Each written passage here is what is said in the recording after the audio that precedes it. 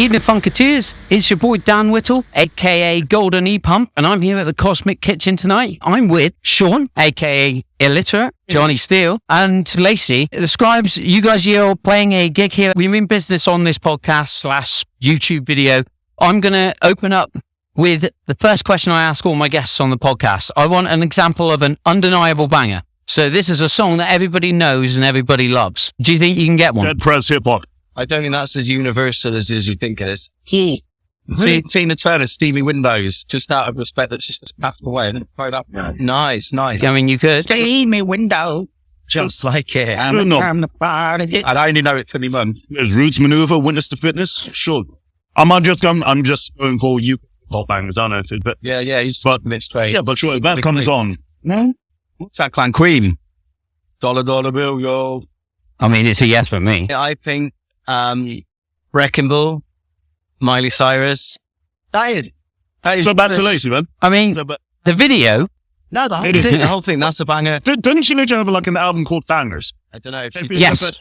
Did she actually? 2013, I believe. I never picked it up. Absolutely named that. Toxic, Britney Spears. Another undeniable banger. And Blank Space, Taylor Swift. All bangers. And what's the guy? Putting my phone out quick. Let me just see what's on the top of my. Hey, it's pub quiz rules, guys. You can't. What's the guy now? Bismarcky. We used to do a pub quiz. We did. Bismarcky. Didn't remember him. Cause you got what I need. That. Think that again? How do you think that goes? Got what I need. I hate You say he's just a friend. You say he's just a friend. What's wrong with that? Well, we can't have nice things. No, How about That's just how you. bereft of any soul? In the summertime. Paul Smith, you can't be one of those. Cancelled. I'll take Wu-Tang Cream. Yeah. You just Fine. I'll take that comfortably and still maintain my street credibility, you know? You guys are playing Plymouth tonight. You guys are playing Bearded Theory Festival in Derbyshire. You're also playing Party in the Park Festival in Exmouth. On Sunday, yeah. But next month, of course, you're playing Glastonbury. So you are fresh off winning your competition to play the Pilsen stage. Yeah. It's not your first rodeo, though. So you played Glastonbury before in 2019. Yeah. Been there like twice. I think we've been there more. Yeah. 2019 was the last one, yeah. I'll have you down as an authority on that. If I remember correct, we were there for the Jubilee, yeah. And then we were there just after lockdown. Michael Jackson died. Michael Jackson died. 2009. Hill was there, so it definitely was nice. Wasn't two of us. What's your favourite memory from Glastonbury Festival and your least favourite memory? I mean, more recently, been many distasteful memories from this one having a little bit too much and then being a bit whiny. I'm not one for camping. Let me tell you this. I hate camping in tents. I don't know what it is. I'm just not a fan of. Yeah. I also remember when we went to see Dizzy Rascal, and this one was blocked. Do you remember? Yeah. He dragged that room. So there was like a group in front of us. We're waiting to see Dizzy Rascal. And went to see Gorillas. Was it Gorillas? Dizzy Rascal, we saw. And then you went, yeah. However, got handed some random kind of concoction. In a jar. In a jar. no, it's a bowl. It's never good in a jar. Like cider. Absolutely blocked. Started throwing out the worst jokes in the planet. To be fair, I was doing that before. And that's what got me to have this horrendous drink, which usually can carry around like a 2 little bottle of cider because I'm classy. However, when some other people had some people from like Mexico or something that had some steams and offered me a try, I was like, yeah, it's all the love of a festival spirit. So, go there, you share, you're all at a vibe with each other. And it was not a good vibe. It was when I woke up the next morning. I didn't have my phone. I managed to make that to the tent. And I'd apparently gone on an adventure. During that adventure, I managed to somehow meet up with a youth minister that I met many, many years ago, who hadn't seen me in quite a while. That managed to find me in this state. That was incredible. He had my phone. And that was my probably one of the lows of Glastonbury, I'll say. the most see, I'd seen you, to be fair. For me and Sean were both like, what happened? What was in that drink, isn't it? Yeah, we were very sober because I didn't want to venture out because it felt a bit busy and a bit hectic. So I got you really stoned. So you'd sleep all day and then you just slept until the evening. So we popped up very fresh faced and Johnny had been out all day. So he was far worse state. Yeah. So who are you looking forward to seeing this year? You're on the bill, so might have a little bit of time. Who are you going to catch? I'm not sure who we'll be able to see due to our sets. However, people out of Chopperville that would be good to see, something like Guns N' Roses. However, I did see on the lineup that Danny Brown is playing. See, Danny Brown. Now, I don't know if it's the same Danny Brown, but if it is Brown, then is Guns N' Roses the same night with Axl Rose and Slash, or is that like? I think I've heard, I've heard across the ways that they don't really perform together anymore. Be interesting to find out. Because isn't he singing for AC/DC? I don't know if I'm behind the times on that, but I know that Axl Rose started singing, taking in a stand-in for AC/DC. So I don't know if that's the main. Whether he'll be I think he did for a bit. Be interesting to see either way. If not, then let's just make up a rumor, and you heard it here first. Axl Rose is running for AC/DC, and while Axl Rose is doing that, then Lizzo will be covering his duties with Guns N' Roses. I'm down. I'm down for that. Yeah, I'd enjoy that. Yeah, we're not going to Lizzo. But there we are. So also, Lizzo, looking forward to. Anyone else? Earl Sweatshirt, you told Earl me. Sweatshirt, Yeah, I love their sweatshirt. I like him. Yard Act, well, that might be tomorrow. Actually, I think that's Derby. I kind of want to see Yard Act, but I think they're in Derby rather than in Glastonbury. I can't remember. But then there was somebody else. There's quite a few. One of the archives ones, Sudan Archives or Nia Archives. I can't remember which one's there. Either one, great. Nia Archives is the more jungle. Probably archives. Sudan Archives. probably Sudan Archives. I'm quite looking forward to seeing them. Or Nia Archives is playing, and you just saved me a lot of time going to the That's what I do, man. This is very jungly. I'm not sure about this. Live energy is a big thing for you guys. Since I first saw you in about 2008, a staple of your set is what I've dubbed the show and tell freestyle element of your performance, which for the uninitiated, Sean will freestyle about any object you hold up in the crowd when you're at a Scribes gig. So I'm going into my mystery bag here. Okay, we got this. I'm going to hand over the other mics and get a beatbox on again. Nice. You in for the beatbox?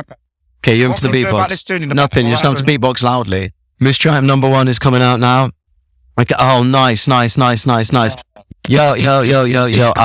the top of the silver and the pro, trapped up as like the walls of Jericho, against water in the lion's mask, losing up in seats and even crying out. I shine brighter in golden trousers and bounce bigger than Jack Matthew Bowser. Let's get served like chicken sticks and English shit when you play on drunkenness. Go up to the top when I rock the spot. Orthodox fucking rank bullocks. It's my tool. It's just freestyle. Didn't need a shit. So that is stop this. In when we the stage, it was an kitchen. I'm not simply the best. Scribes right now. I took us to the southwest. There we go. Nice, you did well. Yeah, nice one. Like the Jericho reference as well. That's all. Yes, indeed. I know you guys are a big fan of wrestling. Many wrestlers have rapped their way to the ring. Yeah, I want to rap my way to the ring. The New Age Outlaws, the Acclaimed are doing it in... The Acclaimed are doing it in AEW. Yeah, I'm hoping this rap. Some have even laid down albums. So John Cena, Hulk Hogan, Randy Savage. But my question to the Scribes, if you could have any one wrestler in history on stage just for one song as part of his set, who would it be? Shinsuke Nakamura. Absolutely. Is that a name, Eva Green? Eva Green, yeah. Big fan. Right, red hair. Maria? You're thinking of Eva Marie, aren't you? Eva Marie. That's the one, Eva Marie. Did I say Eva Green? That's the actress, isn't it? Yeah. Either or. Yeah. Eva Marie all over, yeah. Because the way that she works a ring is incredible. The way she wrestles is amazing, I think. I think she's been fired twice. I believe so. Yeah, for being bad at wrestling. Anyway, we are a music podcast, so we'll get... That was a bit of a can of worms. I love Shinsuke Nakamura just to mess around with. I just want to meet him. But he doesn't seem like a cool dude. He does, and he'd go for it as well. He'd have fun. He'd bounce about. He'd love it. Banging entrance He's theme the one too. whose haircut I want. Do you remember I showed you the guy whose haircut I want? Yeah. That's him. Your music, live, obviously, phenomenal live act, but you do make a lot of studio stuff as well. Your music's obviously influenced by many great hip-hop MCs, and You've even worked with the likes of Akil, the MC from Jurassic 5. Yeah. However, you were also the first hip-hop act to be played on Ibiza Global Radio, I believe. Yeah. You appeal to the dance crossover audience there. Yeah. And when I listen to an album like A Story About How from 2015, songs like La Mancha, there's a lot of dirty guitars, a bit of post-punk, some synths everywhere. There's some Latin influences going back to your first EP. Yeah. I even hear some introspective, cynical, lightning seed style vocal hooks. Yeah, I like that. Yeah. So my question is, who would you say is the least likely person that's actually influenced the Scribes studio recording? Oh, that's a good question. You're a big fan of Dave Albarn. I remember I like Damon Albarn, yeah. But I feel like that's fair, especially now he's done Gorillaz. I know that's not that left field. I feel like there's weirder stuff that I've listened to and gone, I like that. I'll try and do something towards What that. about My Life Story? My Life Story, which were like a punk band with an orchestra that were around back in the 90s. I quite liked their sounds. A lot of their orchestral stuff influenced me a lot when I was younger, and we did a big sample of it on one of the songs. Don't tell them. And that was probably a bit out of left field. I think, I don't know what else is really influencing that. Like there's that left field. A lot of pop stuff. I listen to a lot of pop music and find elements that I go, oh, that's clever. That really functions. That really works nicely. And take bits of it and hip hop it up. I think probably something pop, probably the things I mentioned before, probably things like listening to really nicely done mainstream pop productions and finding elements of it that I think really function well and work and can be turned into a hip hop kind of sound. Like little engines in pop. There's a lot of lovely little engines that happen and tick over. That kind of obscure sound, because we listen to like so many different genres. I think we're quite lucky on that tip, aren't we? Like, I know we share tunes sometimes. It's like, have you heard this?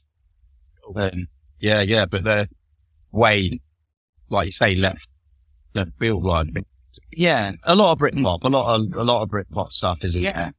Yeah, I could definitely hear them. So in 2020, you made your first in the Totem trilogy of EPs. That was with Astro Snare. You made the second part that came out last year, and that was with Vice Beats. I love both of those records. Right. When can we expect the third part, and what's next for the Scribes in general? The third part should be as early next year and is with Cut Beatles, so a production duo from Finland. It's going to be a departure again. And that is going to be a departure again.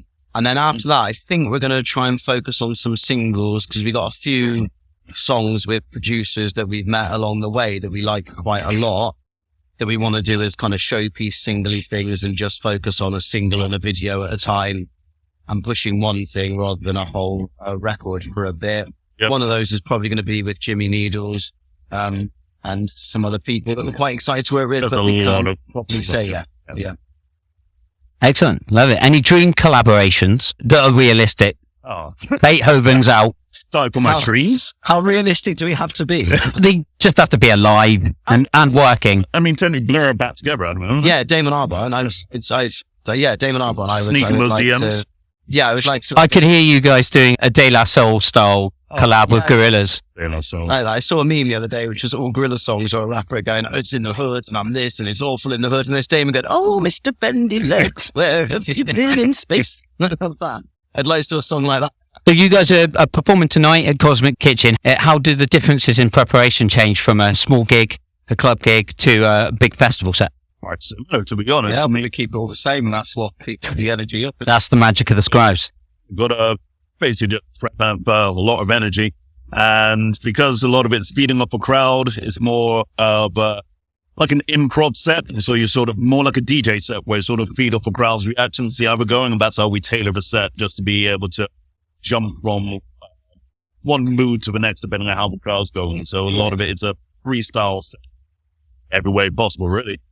Yeah, we got a point we want to get to by sort of the last three songs.